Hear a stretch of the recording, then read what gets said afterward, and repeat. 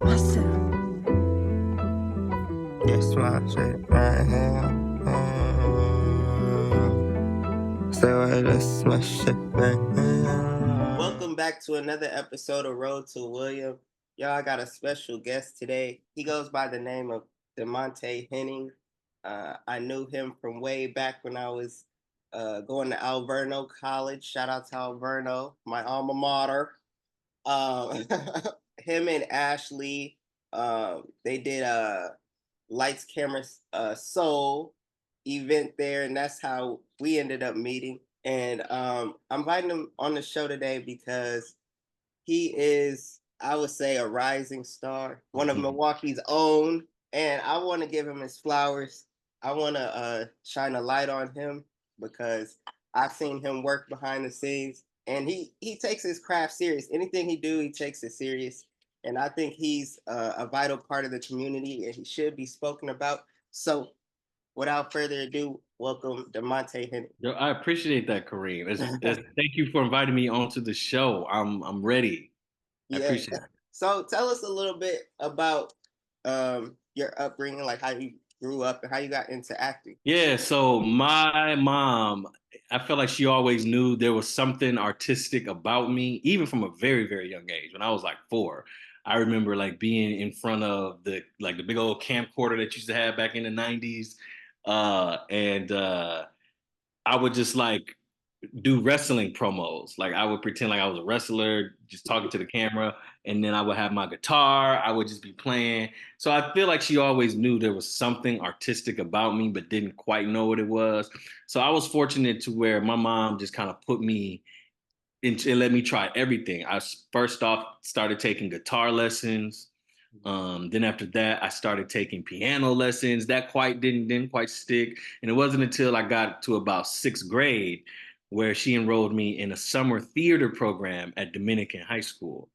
And from there, that's when it just kind of launched into me working at the Majeska Youth Theater, which isn't around anymore, but it was a theater on 12th and Mitchell. And then I started doing community theater, went to Milwaukee High School of the Arts, studied theater there. And from there, it just kind of, I had some really, really great teachers there in their theater department. And from there, it just sunk even deeper. And then I started working as a professional actor when I was in high school. So that just kind of exposed my mind to a whole nother world that like you can get paid to do this as well and make a career out of this. And then from there I went to college, and I just feel like each year I continue to just pour into the craft. And now I've been directing for about on and off for about 10 years. But it's just something that I'm really passionate about, and I love to be able to meet artists like you. That's how we came up with Lights Camera Soul, because we wanted to just give opportunities for Black artists to showcase their material. And I remember you performed a show we did at Alverno, Africa Revealed, and you performed your song, and it was great. It was what the show needed to help launch the rest of the concert. The energy was great. So I love being able to work and connect with artists like yourself. So that's a little bit about me and how I got to this moment now. That's wild. Look, when it came to, I want to know like the differences. You said you got into, you're doing directing too now. How do you Mhm. like that versus being an actor? Do you like more the directing side, or do you like just being the actor and focusing on that? I like them both. It's like you have it's like having 2 kids. You like them, you love them, not like them. You love them for different reasons. But I will say acting is my first child. It was my entryway into the world of entertainment and theater, and directing was something that it was just another way to tell a story. That's the best way I can think of it. I feel like as an actor, I'm concerned about my role, what's their relationship to the story, what is their story, their background, all of that. But as a director, I feel like it's like a canvas, and every broad stroke, everywhere every paint color needs to be. You have that, you set the tone and the vision for the play. As an actor, I'm just focused on my role in this. But I do think that they both serve each other. I feel like I'm a better director because I'm an actor. I feel like I'm a better actor because I have the directing experience. I know what's going to be helpful for an actor, and I don't know what's going to be helpful for a director. So it's they complement each other. But I love them both, though. I love them both. And I know you've done some on-screen and off-screen acting. Which Hmm. one would you prefer? Do you like being in the theater or like on stage in the theater, or do you like being Yeah, on screen? the theater is my first love, but I remember a quick story. I remember the first time I ever had a film TV audition, and it did not go well. I remember it was for Chicago Fire, and I was how old was I? How old was I? I was like, damn, this was 10 years ago.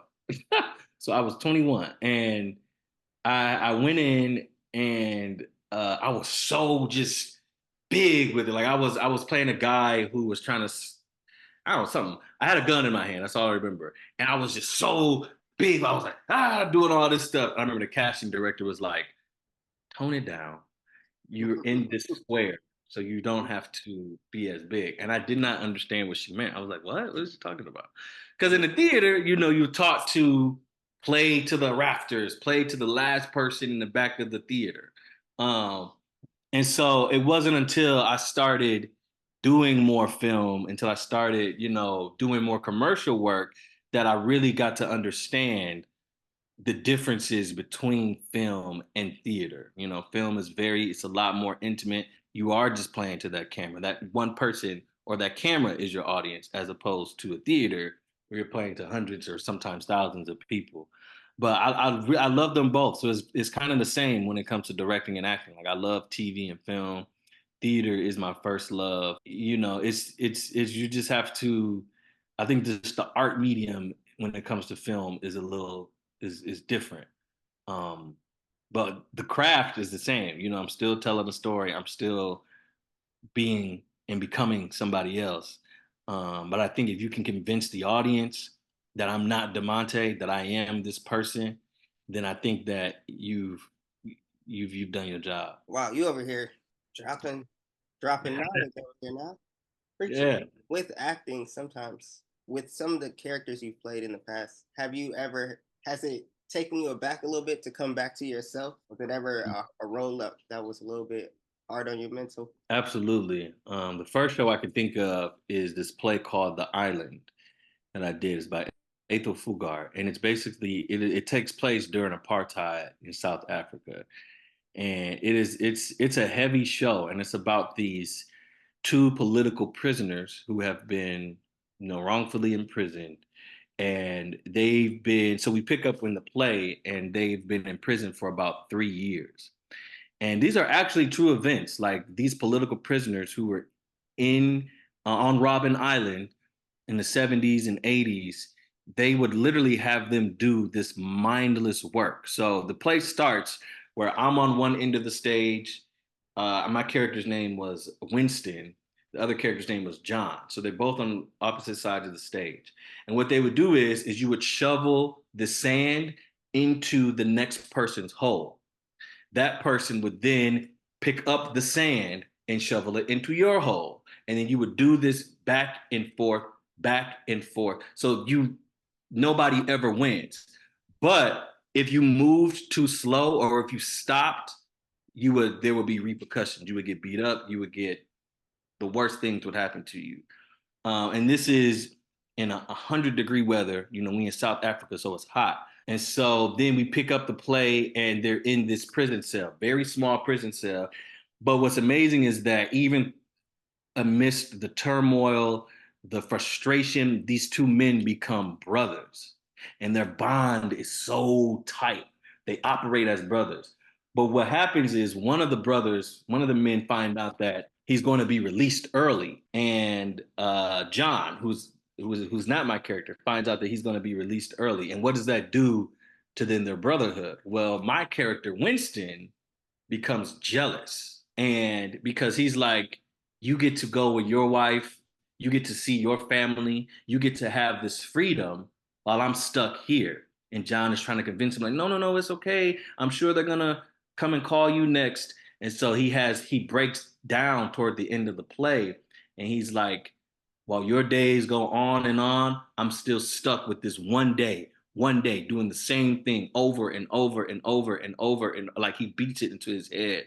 And so for me, that play just really stuck with me because these are true events. Like it's different when you're actually playing real people and people who have experienced what you're experiencing in this story.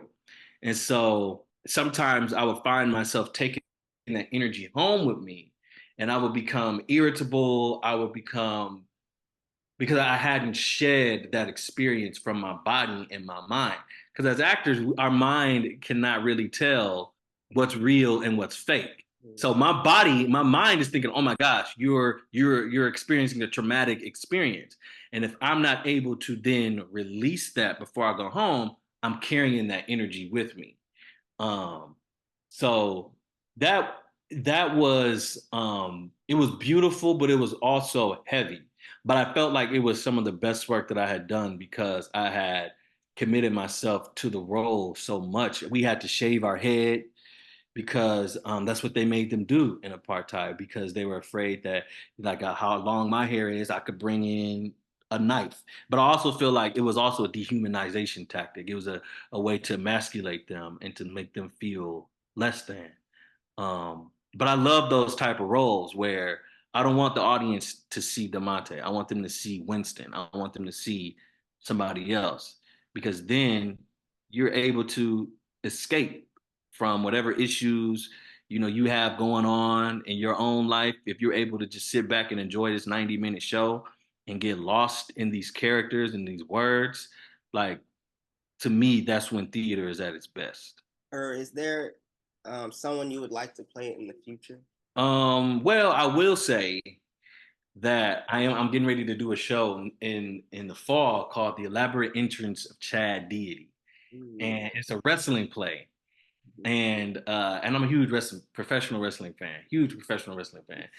And so I wouldn't say it's a dream role, but I will say that it's nice to be able to have the two things that I love, which is professional wrestling and theater, come together. And we'll be doing like we have the whole theater is going to transform to a whole wrestling arena. So we have a wrestling ring. Yeah, so it's supposed to feel like WWE, this larger than life type of feel to it. But I'm excited about that. So, and that's going to be in September through October. So Oh, I'm looking forward to that. nice.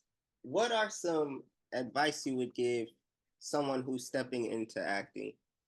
What is some advice you would give them? I would say, it's a couple of things. I mean, it's always and this used to annoy me as a young adult coming up in the world. They would say, network. You got to network. You got to put. But that's really true because this is an industry of it's who you know, and that's not to say that people give handouts. But if I don't know who you are, I don't know who you are. You can't work. So you got to really put yourself out there in the sense of um, find a mentor, send your materials out to different organizations, different theaters. I always say book the room. Mm-hmm. Even if you don't book the job, book the room because a lot of times you may not be right for this part. That's happened to me a lot of times where I may not be right for this part, but I got another show in mind. I like your energy. I like you. You're a great actor or you're a great director. So 2 years from now, or maybe next year, I want you to be in this show. You remember that person remembers you. And that's how you book the room, not just the audition. So put yourself out there. Don't be afraid to introduce yourself to new people, and understand that the acting industry, the entertainment industry in itself, is a business. You are your own boss.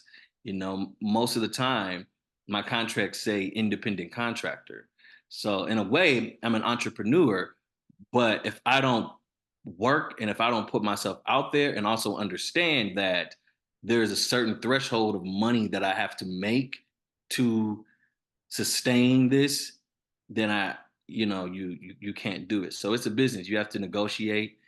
You have to as much work that you put into your artistry, you also have to put in that same work to that business side and understand that it's a grind and it's a hustle.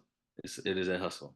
So I think going into that with those understanding, I feel like then you'll be set up for success and putting that work. How do you feel about the quality of Black stories that are out now? How do you feel the quality? Is it high, mid, low? Do we need some uplifting? Yeah, I think so. I will say that representation always matters.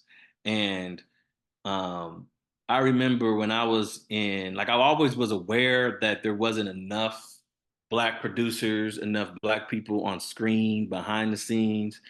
But I won't. I feel like I didn't really start to do something about it until I got to college. When I got into the workforce, probably like my later years in high school, when I got into the workforce, and I realized that things are really limited for us, and that's how Lights Camera Soul came about, was because we realized that there was a lack of Black producers, of Black artists, and we needed to respond to that. So that's how Lights Camera Soul came about. But I think that now, I think that when you look at media across the board, music, acting, television, all of it, I do see that there is a good shift that is happening. There is still work that needs to be done. Like, even when you think of female rappers, like, that was, you think 15 years ago, you could probably only name three or four that were like in the top, you know what I mean? But now you have so many rappers, female rappers, that are just paving the way for the next generation. I think that as Black artists, as Black producers, it's important that we're in control of our stories, that we tell our stories. And nothing irritates me more than when I see a white director or white producer producing a Black story, because we don't get to do that. We don't get, you will never or rarely will you see a Black director directing a white story or a Black producer directing a white story. I would love to see the data on that, because that you will never see that. But for some reason, money and power, you will always see, or most of the time, you will see a white man sticking their hands into a Black experience or a Black story. And I think that's a problem.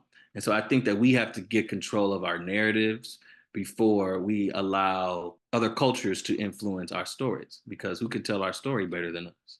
So I think that the trajectory is looking upward, but I do think there's a lot more work that still needs to be done. And last but not least, I always like to leave people with some good advice. What is some good advice in life in general that you would give people to keep them going, keep them motivated in life, and they get them down?